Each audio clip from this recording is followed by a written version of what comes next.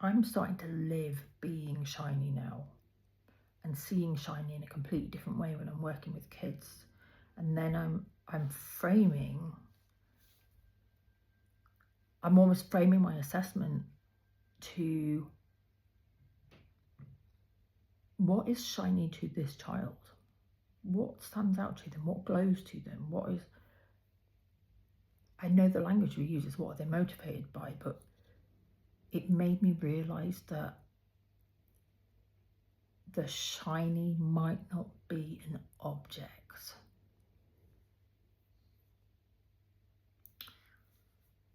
Okay. Because one parent said, another child, oh, he loves shiny things. So the next session, I took loads of shiny things and he wasn't interested in them. But then it was a nice day, so we were outside, and he does love water. Okay, we can all agree on that. He loved water. So we went outside and a bucket of water, and he kept running away from the bucket of water. He'd go up to it and then he'd run away again. And his parents were like, I don't think he wants to play with the water. And I'm like, actually, look at what he's actually doing. He was running away and then he was kind of bending down. So he'd like turn around, bend down a bit, and then run back to the water. And I thought, there's something going on here, and I don't think this is a running game. I think there's something else going on. So I kind of ran over to where he had been and bent down, and then I saw it. The glint of the sunlight on the water was only visible in that spot. Wow. That made me see something really different then. So maybe it's not about shiny per se. Maybe it's something that's more detailed than that. Maybe it's actually about the diffraction of light. It could be. So then that changed how I approached therapy.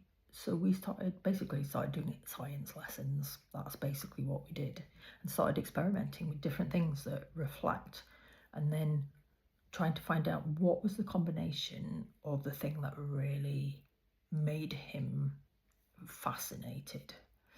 And that's when we started to hear the vocalizations. Yeah, actually, I know I smiled when I said that, but it felt really magical. Like, that's the second time I've said this now.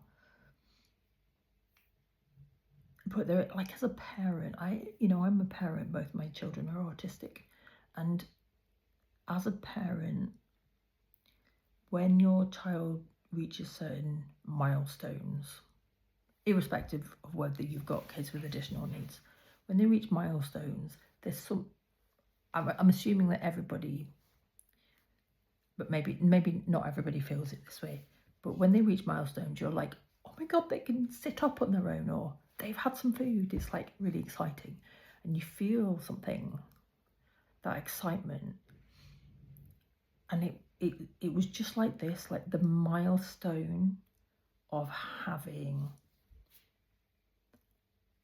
attuned to the child, that you've had this joint attention on something. It's like a milestone. But then whose milestone is it? Is it that child's? Because then we might say, oh, this child has some joint attention now. No, he's got your joint attention. So then I'm thinking, oh, hang on a minute, what's going on here? Bit of a role reversal. So now the child is teaching me how to have joint attention with them. That's an interesting thought.